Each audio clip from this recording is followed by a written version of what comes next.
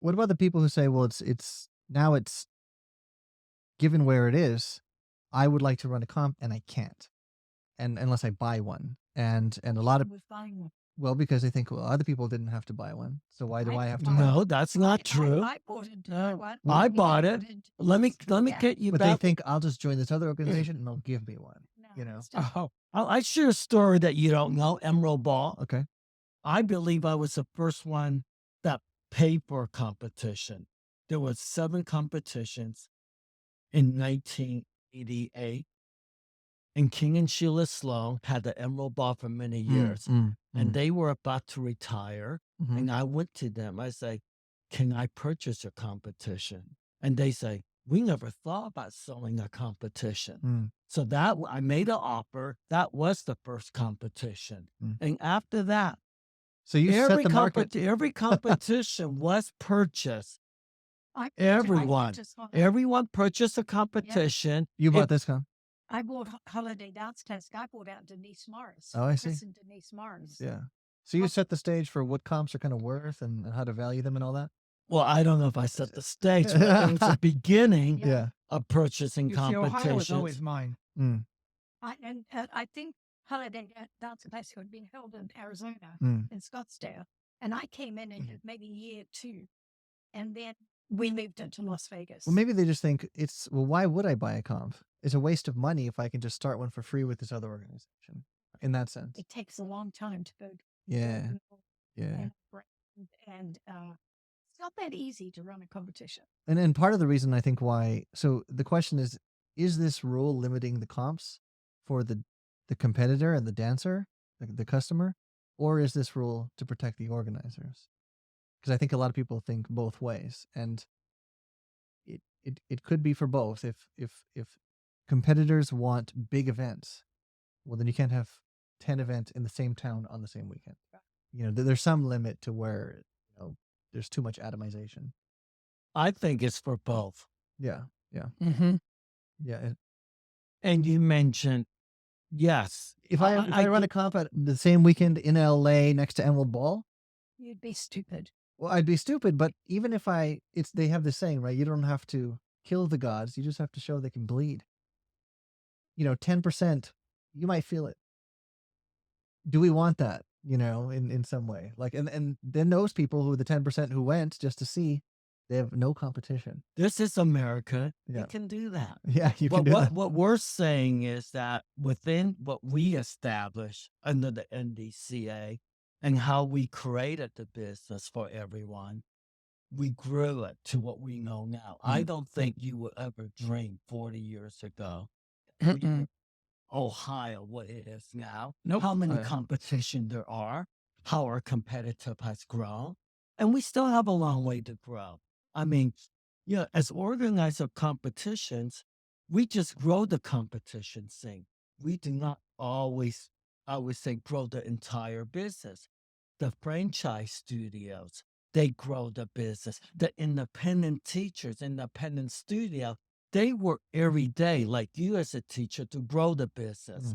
Because of you guys, there are competitions. Right.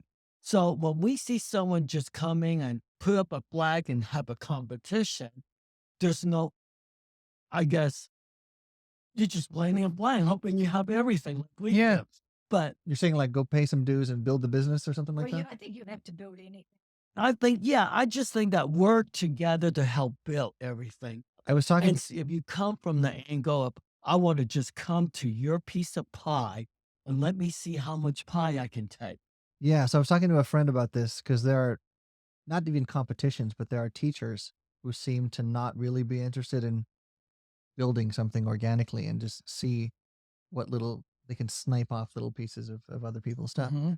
And he was suggesting that one way to know how much any individual teacher is contributing to the growth of the pie, let's say, is to ask and find out how many students do you have where you are their first teacher or even their only teacher, because that means you took them from new and that's what you have. And so someone who has all new students, we know, What?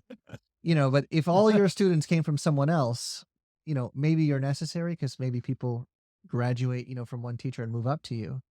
But in some sense, those people at the bottom who are bringing people in through whether it's, just total newcomer classes, converting wedding couples, collegiate scene conversions, or whatever it is, like those people are the pie growers in some sense. They're And, grassroots. Yes. like they're so important. They're like the foundation everyone's standing on top of. And I mean, I love collegiate. Well, yeah, the nationals is out of your comp. Yeah, well, it used to be, but then they took it away. But we still have it because I love the energy.